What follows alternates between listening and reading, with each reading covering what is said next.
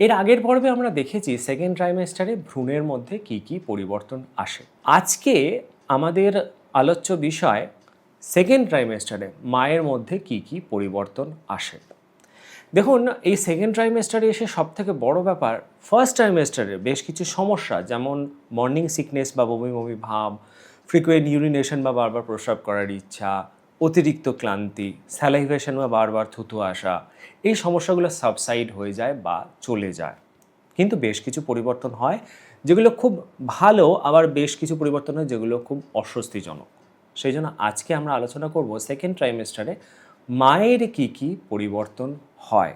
নমস্কার, আমি Deban, certified yoga professional, specialist in antenatal and postnatal yoga. চলুন আজকে আলোচনা শুরু করা যাক সেকেন্ড ট্রাইমেস্টারে মায়ের কি কি পরিবর্তন হয়। আলোচনার প্রথমেই বলে রাখি, এই সময় মানে সেকেন্ড ট্রাইমেস্টারের 18 থেকে 22 সপ্তাহের মধ্যে ডাক্তার একটা গুরুত্বপূর্ণ আল্ট্রাসাউন্ড স্ক্যান রেকমেন্ড করে থাকেন, যেটার নাম অ্যানোমালি স্ক্যান। এই আল্ট্রাসাউন্ড স্ক্যানের মাধ্যমেই জানা যায় যে ভ্রূণের মধ্যে কোনো সমস্যা আছে কি না। এটা খুব গুরুত্বপূর্ণ স্ক্যান, এটাকে কোনোভাবেই মিস করা উচিত নয়। এছাড়াও ভ্রূণের যেহেতু পেশি, হাড়, স্নায়ু এগুলো ডেভেলপ করতে থাকে, ভ্রূণ আকার এবং আয়তনে বাড়তে থাকে, সেই জন্য ক্যালসিয়াম এবং আয়রনের যোগান দেওয়াটা খুব গুরুত্বপূর্ণ। সেই জন্য ডাক্তার যে সাপ্লিমেন্টগুলো দিচ্ছে এগুলো কিন্তু কোনোভাবেই মিস করবেন না। প্রথমে আসে সাবজেক্টিভ চেঞ্জ, অর্থাৎ যে পরিবর্তনগুলো মা নিজে নিজেই খেয়াল করতে পারবে। দেখুন, এর আগের পর্বে আমরা আলোচনা করেছি কুইকেনিং 16 থেকে 18 সপ্তাহে কিন্তু হওয়া শুরু হয়, অর্থাৎ মা বুঝতে পারে পেটের ভেতর কিছু একটা মুভ করছে বা কিছু একটা হচ্ছে। এটা ভ্রূণের প্রাথমিক যে নড়াচড়া বা মুভমেন্ট সেটাকে বলা হয়। আসলে অ্যামনিওটিক থলির মধ্যেই, অ্যামনিওটিক যে তরল তার মধ্যেই ভ্রূণটি নড়াচড়া করা ভালো মতন শুরু করে, ডিগবাজি খায়, এপাশ ওপাশ ঘোরে, হাত পা ছড়ে, এগুলোই কুইকেনিং, যেটা পরবর্তীকালে আস্তে আস্তে যার পরিমাণ বা স্পষ্ট হতে থাকে, পরিমাণ বাড়তে থাকে বা স্পষ্ট হতে থাকে। এটাই একটা সময় গিয়ে কিকিং বলে আমরা বলে থাকি, যেটা আরও ভালোভাবে বোঝা যায়।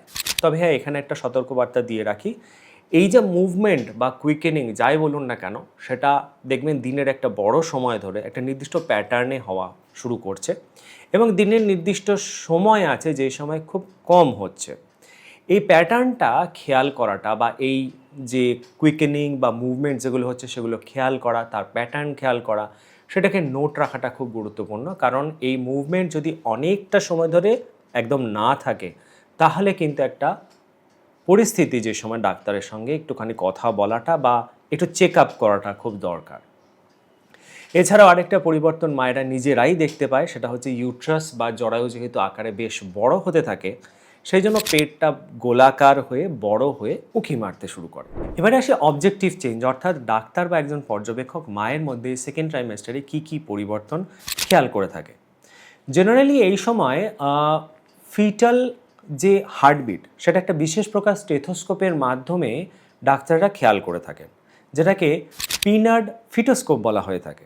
যদি জিজ্ঞেস করেন যে অ্যাভারেজ কত হার্টবিট এই সময় একটা বাচ্চার বা একটা ভ্রূণের দেখা যায়, তাহলে আমি বলবো 120 থেকে 160 বিটস পার মিনিট এই সময় অ্যাভারেজে দেখা যায়। যে এম্বেলিক্যাল কর্ড বা আম্বালিক্যাল কর্ড, যার মাধ্যমে রক্ত সরবরাহ চলতে থাকে, সেখানে একটা শোঁ শোঁ শব্দ ডাক্তারেরা পর্যবেক্ষণের মাধ্যমে শুনতে পায়, যেটাকে ফোনিক সাফল্য বলা হয়ে থাকে। এছাড়াও যে পরিবর্তনগুলো ডাক্তাররা খেয়াল করে, তার মধ্যে প্রথমেই আসে, যেহেতু জরায়ু এবং তার আশেপাশের অঞ্চলে রক্ত সরবরাহ বাড়ে, সেই জন্য ভ্যাজাইনা বা তার আশেপাশে একটা নীলচে বা বাদামি আভা তারা খেয়াল করতে পারে। তাছাড়াও কিছু পিগমেন্টেশন ডাক্তাররা খেয়াল করতে পারে, যেমন প্রেগনেন্সি ইনডিউসড পিগমেন্টেশন। প্রেগনেন্সির বিভিন্ন হরমোনের প্রভাবে গালে এবং কপালে একটা হালকা বাদামি বা খয়েরি টাইপের বা গোলাপি টাইপের একটা ছোপ দেখতে পায়, যেটা প্রেগনেন্সি ইনডিউসড পিগমেন্টেশন। ডেলিভারির পর এটা জেনারেলি ঠিক হয়ে যায়। এছাড়াও লিনিয়া নাইগ্রা দেখা যায়, যেটা আরও গাঢ় হতে থাকে, নাভি থেকে নিচের দিকে একটা গাঢ় কালো দাগ বা একটা গাঢ় বাদামি দাগ। তাছাড়া তলপেটে বেশ কিছু দাগ, সাদাটে, গোলাপি বা বাদামি কালারের বেশ কিছু দাগ দেখা যায়, যেটাকে আমরা স্ট্রেচ মার্কস বলে থাকি। বিজ্ঞানের ভাষায় বা চিকিৎসা বিজ্ঞানের ভাষায় এটাকে লিনিয়া এলবিকেন্স বলা হয়ে থাকে। এছাড়াও অনেক মায়েরা এই সময় একটা কমপ্লেন করে থাকেন, যেটা হচ্ছে যে পেটটা হঠাৎ করে শক্ত হয়ে গেল, আবার ঠিক হয়ে গেল। চিকিৎসা বিজ্ঞানের ভাষায় এটাকে ব্র্যাক্সটন হিক্স কন্ট্রাকশন বলা হয়ে থাকে, যেটা ফলস লেবার, যেটা কমপ্লিটলি নর্মাল একটা ব্যাপার। এবারে সেকেন্ড ট্রাইমেস্টারে মায়েদের কিছু কমন কমপ্লেন্টস বা যে অস্বস্তিগুলো ফেস করেন সেগুলো নিয়ে কথা বলি। প্রথমত, যেহেতু প্রেগনেন্সিতে বেশ কিছু হরমোনের মাত্রা বেড়ে যায়, যার মধ্যে ইস্ট্রোজেন এবং প্রোজেস্টেরনের মাত্রাও বাড়তে দেখা যায়, তার প্রভাবে অনেক সময় নাকের ভেতরের পেশি বা নাকের যে নালিকাগুলো আছে বা মিউকাসের যে লেয়ারগুলো আছে সেগুলো ফুলে যায়।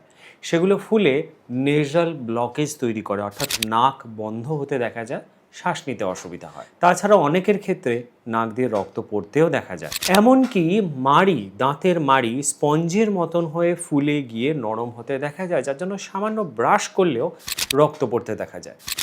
এই দুটো পরিস্থিতি কিন্তু প্রেগনেন্সি ইনডিউসড। এগুলো নিয়ে প্যানিক হবেন না, এগুলোর যত্ন নিন। এগুলো প্রেগনেন্সি বা ডেলিভারির সাথে সাথে আস্তে আস্তে অটোমেটিক্যালি ঠিক হয়ে যাবে। এছাড়াও হজমের সমস্যা বা অ্যাসিডিটির সমস্যা এবং কোষ্ঠকাঠিন্য দেখা যায়। আসলে ইউট্রাসটা যেহেতু বড় হচ্ছে, সেই জন্য স্টমাক, ওপরের দিকে স্টমাক বা পাকস্থলী এবং নিচের দিকে মলাশয়ের ওপরে চাপ দেয়, যার জন্য সঠিকভাবে কাজ করতে পারে না। খাবার হজমের সমস্যা, অ্যাসিডিটি, হার্টবার্ন, কোষ্ঠকাঠিন্য এরকম সমস্যাগুলো হতে দেখা যায়। এমনকি ব্যাক পেনের সমস্যাও দেখা যায়। আসলে ইউট্রাসটা বড় হয়ে গিয়ে ভেতরে, পেটের ভেতরে বা পিঠের দিকে যে মাসেল বা হাড়, সেগুলোর উপরেও চাপ দেয়, যার জন্য ব্যাক পেন বা ব্যাক এচ হতেও দেখা যায়।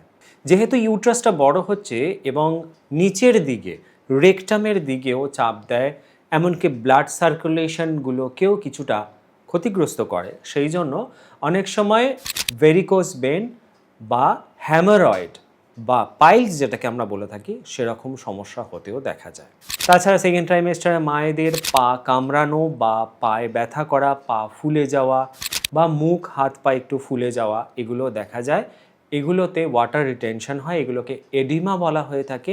কারণ বেশ কিছু রক্তনালিকা বা রক্তপ্রবাহ যেগুলো ইউট্রাসের পেছন দিয়ে যায়, সেগুলো প্রভাবিত হওয়ার কারণে এখানে ব্লাড সার্কুলেশন কম হয় এবং ওয়াটার রিটেনশন হতে দেখা যায়, যার জন্য এডিমা বা এই সোয়েলিং বা ফুলে যাওয়া এই সমস্যাগুলো দেখা যায়।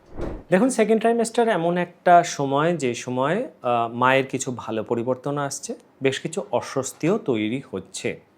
সেই জন্য খেয়াল রাখবেন যেন হাইড্রেশনটা ঠিকঠাক থাকে। যেহেতু কোষ্ঠকাঠিন্যের সমস্যা হচ্ছে এবং খাবার হজমের সমস্যা হচ্ছে, ফাইবারযুক্ত খাবারটা অবশ্য করে নেবেন। হাঁটাহাঁটি করুন, রেস্ট নিন, সুস্থ থাকুন।